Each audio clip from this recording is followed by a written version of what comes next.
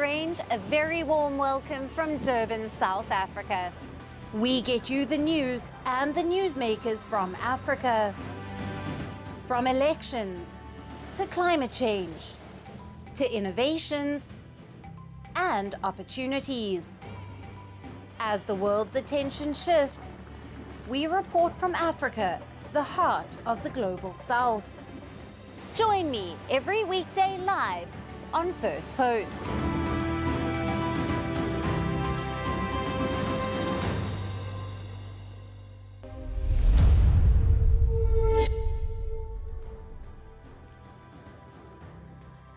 Hello and welcome to Firstpost Africa, where we get you the top stories from the continent and from across the world.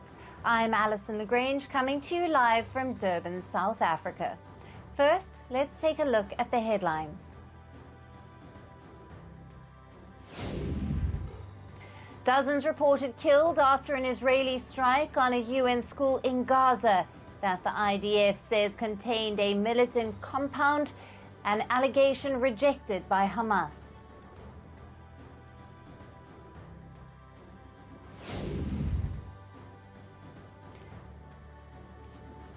Dutch voters head to vote as the four-day 27-country election to select the members of the European Parliament begins. Voting ends this Sunday.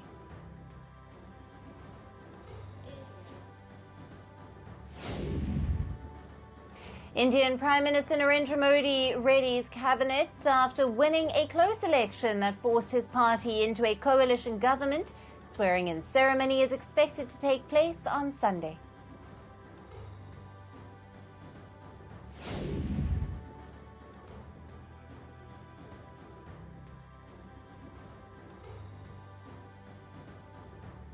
And Britain's King Charles, US President Joe Biden and Canadian Prime Minister Justin Trudeau, along with other world leaders, honor World War II veterans during the D-Day ceremony in Normandy.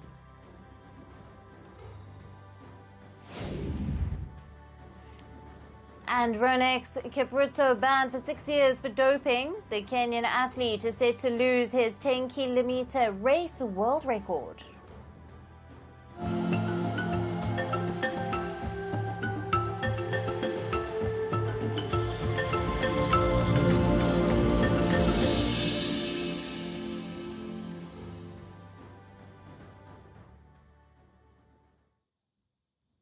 Hello and welcome. We begin with a focus on South Africa, where the ruling African National Congress is reaching out to rivals to form a government of national unity.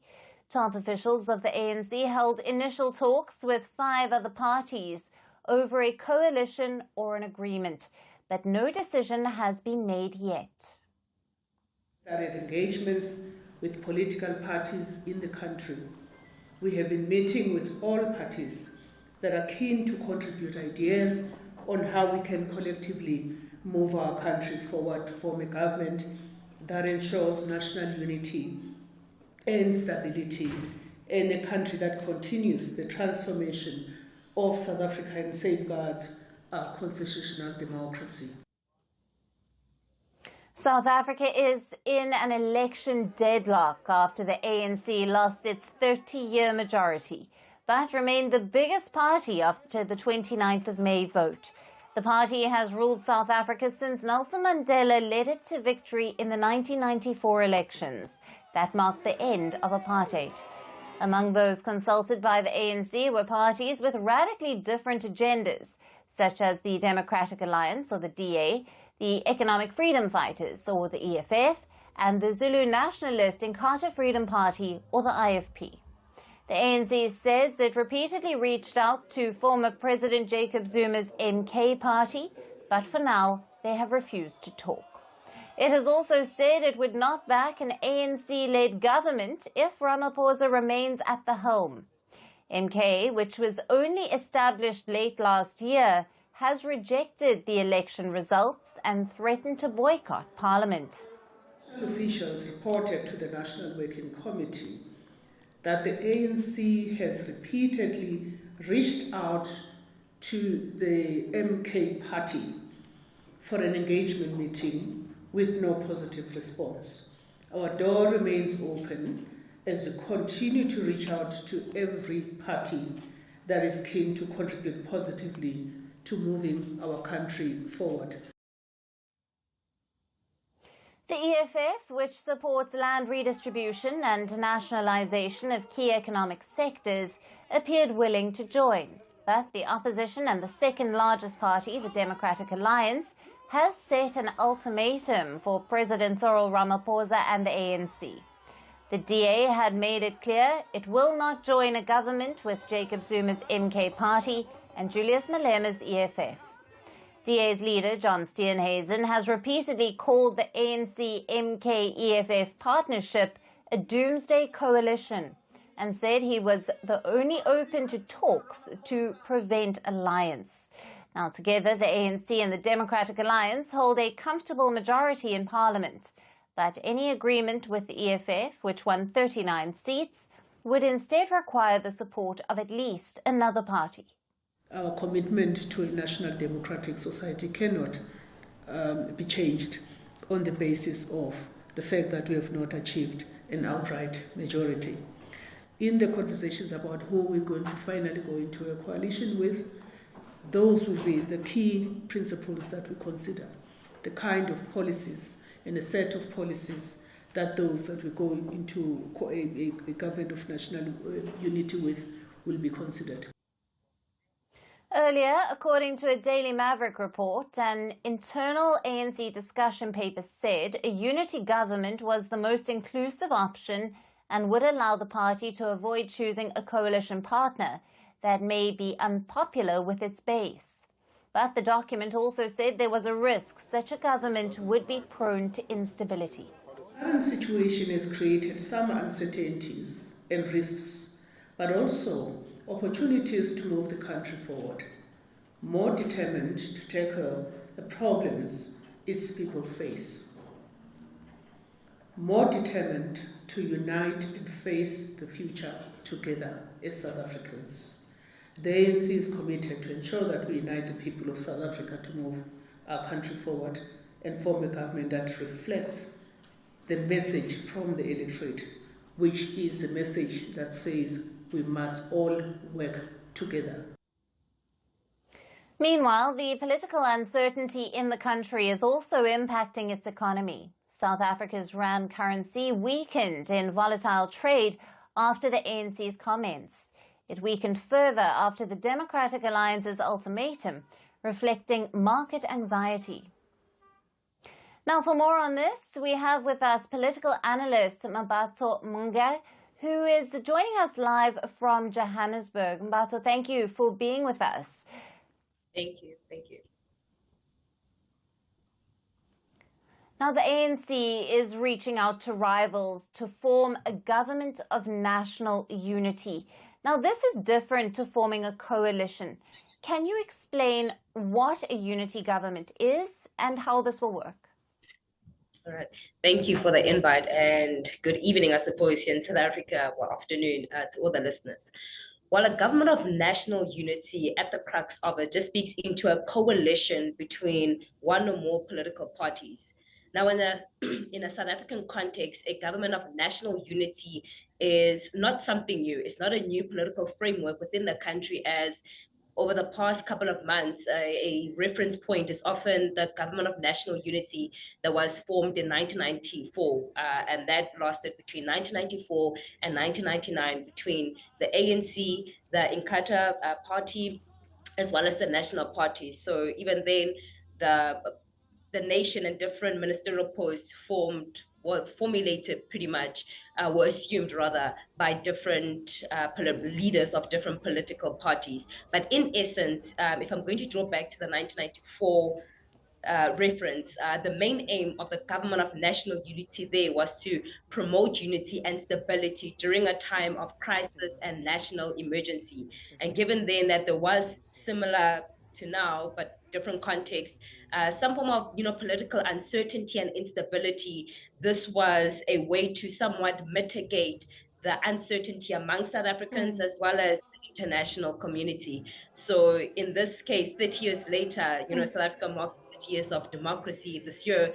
We find ourselves in a similar position, just in terms of, talks of government of national unity, of which the fundamental difference, I would say, between the formation of the government of national unity then and here is that in this particular case, it's being formed because no political party has been able to obtain that 50% plus vote, and hence why we're seeing, coalition at national level.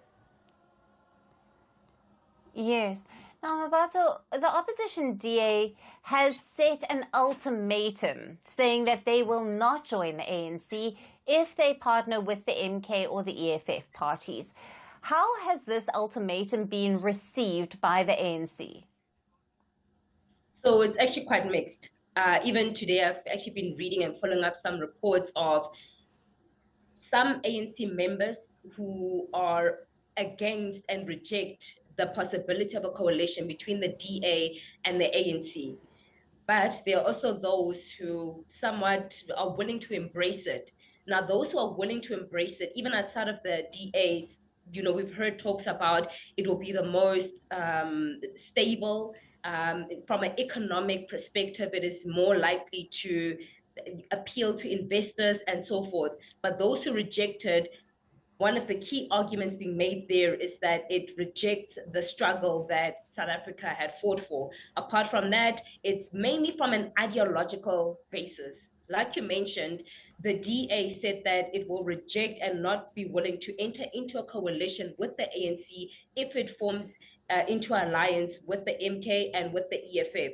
Once again, what this speaks into is a lack of synergy from an ideological perspective.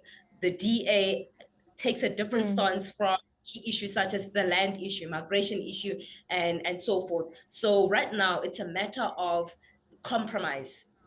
To what extent are the political parties willing to compromise in order to forge a way forward? Right.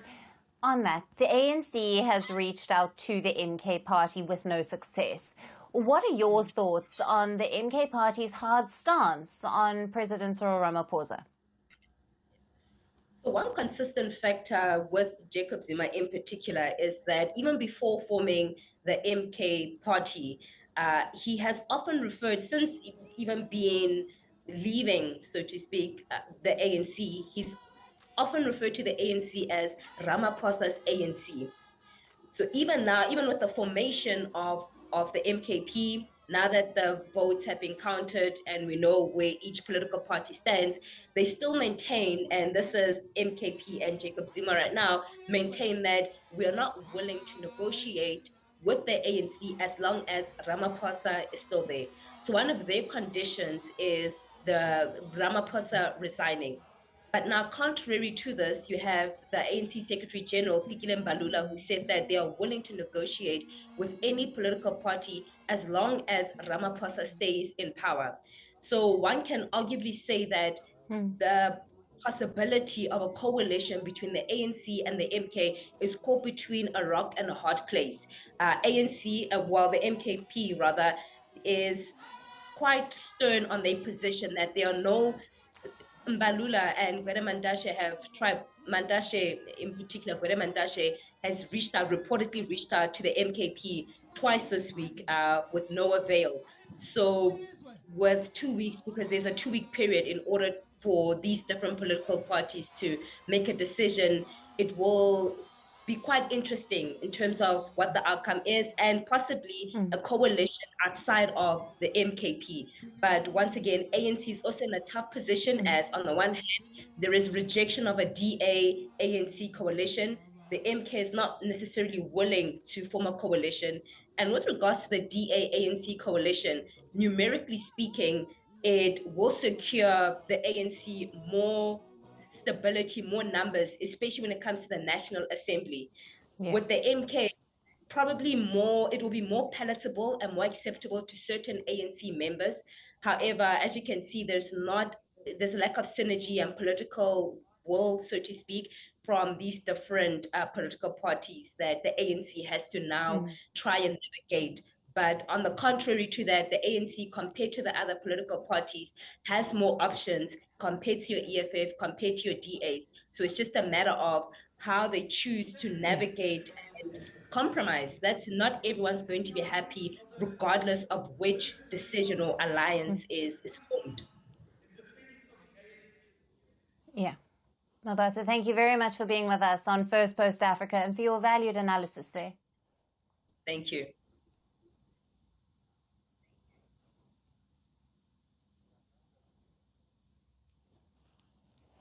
On Tuesday, a heavy storm devastated the north of KwaZulu-Natal province, leaving at least 11 people dead and over 1,000 displaced. The town of Tongaat was severely affected by a tornado-like storm. Yesterday, residents returned to inspect the damage to their properties. When I woke up, I couldn't open the door because of the corrugated iron sheet blocking the door from the outside. When I pulled the sheet metal, I saw this strong whirlwind with loud thunder and heavy rain. I got rained on whilst I was inside my house. When I arrived, I didn't know if they were underneath the rubble because I yelled out their names. They didn't respond. I tried calling their phones but couldn't get through to them. When I found them, they were all soaking wet and frightened. I didn't witness the tornado, but my children told me what had happened since they were home. They told me that they saw strong wind that was rotating. They covered themselves with blankets trying to shield themselves from the strong winds. They managed to get out of the house with the assistance of their older brother. A destructive storm swept through parts of KwaZulu-Natal on Monday, causing extensive damage to numerous buildings, shelters and infrastructure. The storm brought with it at least 2 tornadoes amid heavy rains, strong winds and hailstorms. I'm here in Utongati, north of Durban, where the tornado struck. 11 people have tragically lost their lives in various parts of KwaZulu-Natal. Now, Utongati was one of the worst affected areas. Community members are rallying together to provide relief and aid to those affected by the storm. Some areas are without water and others have seen complete destruction. Authorities are working tirelessly to assess the full extent of the damage and to provide assistance to the affected residents. We will continue to bring you updates as the situation unfolds. I'm Alyson Grange for Firstpost Africa.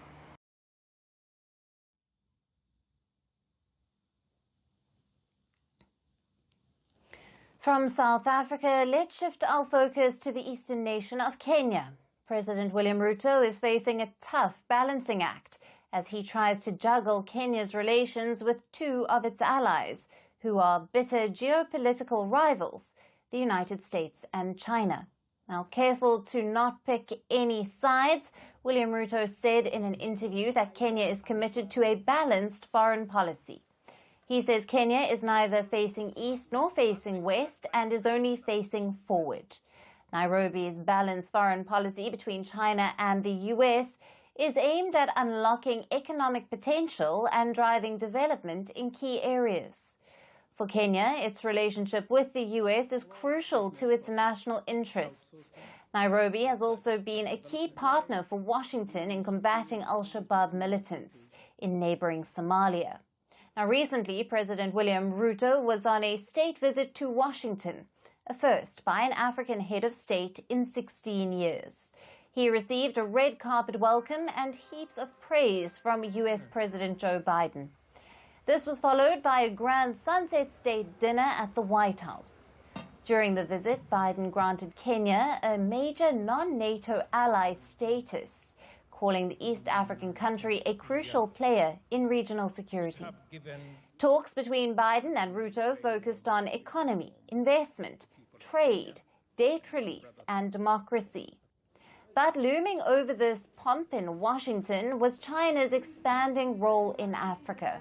The continent has become a central ground for geopolitical rivalry for influence between the world's 2 largest economies. Last year, when William Ruto touched down in Beijing, he was given a similar welcome, with a red carpet and cordons of Chinese troops lined up. China has been making high-interest loans to low-income African nations to fund development of infrastructure projects. For the last 2 decades, China has also made inroads in Africa through its Belt and Road Initiative. China's involvement in Africa has been very systematic. Beijing is Africa's largest 2-way trading partner, hitting $254 billion in 2021, exceeding the US-Africa trade by a factor of 4. In his recent interview, Ruto emphasized that China remains Kenya's largest trading partner.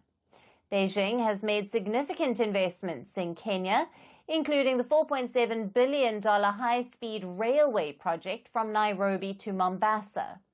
Ruto said, and I quote, "Every country has its responsibility and every country chooses its friends," unquote. So for the United States, retaining and further growing influence in Africa could be an uphill task. It could require Washington to build fresh bridges, especially amid a growing anti-West sentiment in several African nations. Though China remains its biggest competitor, it is not the only one. There is also Russia, and Vladimir Putin has just started to reveal his cards.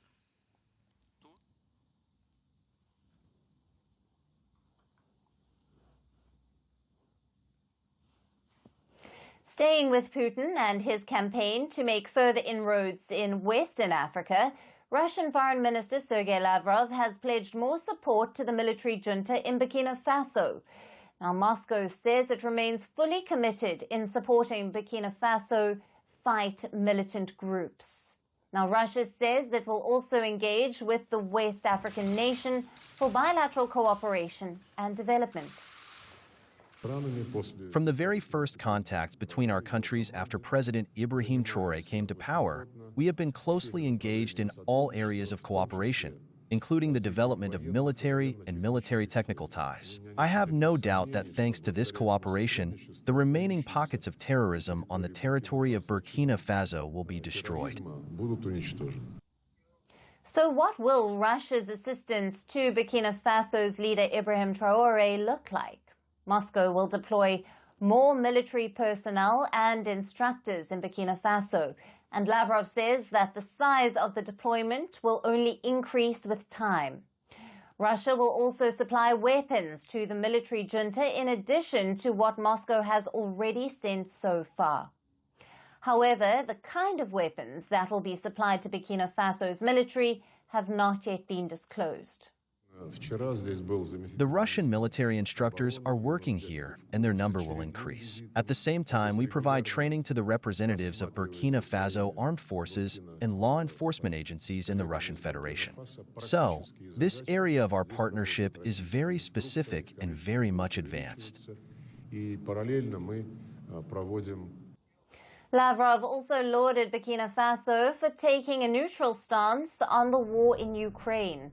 Facing diplomatic isolation from the West due to the war in Ukraine, Russia has found new acceptance in Western Africa. Putin continues to gain allies in Africa as support for the United States and France dwindles. The Russian foreign minister's visit to Africa ensured that the European nation remains connected to its African allies. During the Africa tour, Lavrov took aim at the West and accused them of being hypocrites. Western principles are as follows. You have to choose, either you support Russia or you support us. And if you choose Russia, we will punish you. That's the Western position. Now, Lavrov was accompanied by the Russian defense minister during the Africa tour. Burkina Faso was their third stop on the tour after having already visited Guinea and the Democratic Republic of Congo. Russia's top diplomat is now in Chad, where he will meet General Mahamat Deby and was recently elected the president after 3 years of military junta rule. Since last year, Russia has made major diplomatic inroads in Western Africa, and a major reason behind it has been Putin's weapons outreach. In April, Russia secured a deal with Niger to station its military instructors in the West African nation. Moscow delivered weapons, including anti-aircraft systems and small arms and ammunition. Now, this comes as military juntas in West Africa move away from relations with Western nations. France and the United States had stationed their troops in the western part of the Sahel region. The Western troops were tasked to combat insurgency and militant groups in the region. However, since 2021, there have been a series of military-led coups in the region, and after the military juntas came to power, they ended the security agreements with France and the US, allowing Putin to make his move and enter the region.